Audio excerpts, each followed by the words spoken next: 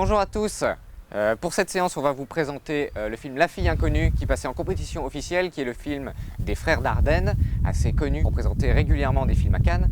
Et pour ce film précisément, La fille inconnue, on a l'histoire de Jenny Davin, interprétée par Adèle Haenel, qui est une médecin généraliste qui reprend le cabinet d'un plus vieux généraliste à Liège, en Belgique, et qui va être confrontée après avoir refusé d'ouvrir la porte de son cabinet après les horaires, à voir que la fille qui avait sonné. Ouais, de toute façon, là, moi je t'ai perdu alors que j'ai vu le film. Hein. Un soir, elle refuse d'ouvrir la porte 1 heure après la fermeture de son cabinet. Elle se rend compte que la jeune femme qui avait sonné a été retrouvée assassinée le lendemain. Rongée par la culpabilité, elle va tout faire pour retrouver le nom de cette femme en menant sa petite enquête personnelle. Pour lui offrir une tombe. Pour lui offrir une tombe décente. Alors dans ce film, on a trouvé que la mise en scène était très réussie parce que elle cadre bien avec l'histoire. C'est une mise en scène plutôt minimaliste, simple. Pour faire un mauvais jeu de mots, on pourrait dire clinique. Et aussi les plans sont assez lents, ils laissent le temps à la psychologie de se développer. Tu es en stage ici, c'est normal que je te critique, non? Oui. Je veux juste que tu apprennes une chose pendant ton stage, une seule. Tu peux arrêter avec ta machine? Je veux que tu apprennes à faire un bon diagnostic. Si tu te laisses émouvoir par la souffrance du patient, tu perds la distance, tu fais un mauvais diagnostic. Je t'ai dit, ça a été plus fort que moi. Si tu veux être un bon médecin, tu dois être plus fort que tes émotions. Il y a un bon travail du côté du scénario. En fait, on a vraiment une maîtrise scénaristique des Dardennes sur l'histoire de cette recherche.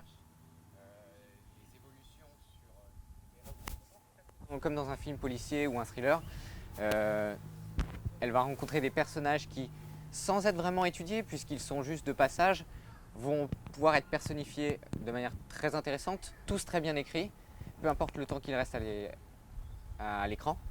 Là j'ai une petite nuance à apporter, je suis d'accord que les personnages sont très bien écrits, mais au niveau de l'évolution du récit, je trouvais que ça manquait de naturel. C'est un petit peu, je me balade dans la rue, je croise mon voisin et il se trouve que c'est le meurtrier. Il y a peut-être une dose d'opportunisme qui peut nous déranger, néanmoins on suit bien l'histoire et elle arrive à nous captiver au fur et à mesure du film, sans problème. Ça tient aussi pas mal au jeu d'Adèle Haenel qui a été très bien dirigé, on va dire, dans tout ce film, il faut l'avouer.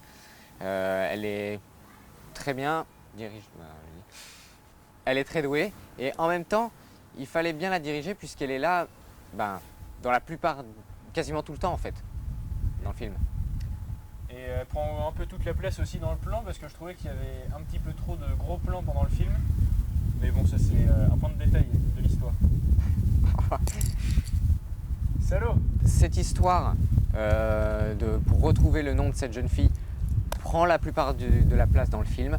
Néanmoins, on peut trouver rapidement, de manière sous-jacente, un thème, on va dire, de la confiance qui ne serait pas accordé à un policier, c'est-à-dire un représentant traditionnel de la sécurité par l'État, mais à un autre personnage d'autorité, cette fois le médecin, qui demande une confiance réciproque, qui rassure les gens et qui va les amener à se confier.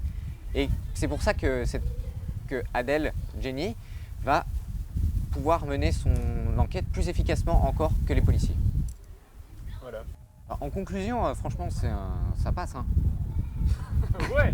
Allez tous le voir, ça passe. La vérité, c'est le genre de film que tu peux avoir en compétition officielle. Traditionnellement, tu dis que c'est l'image de ce qui peut passer à Cannes en compétition officielle. Néanmoins, ça en fait pas un film.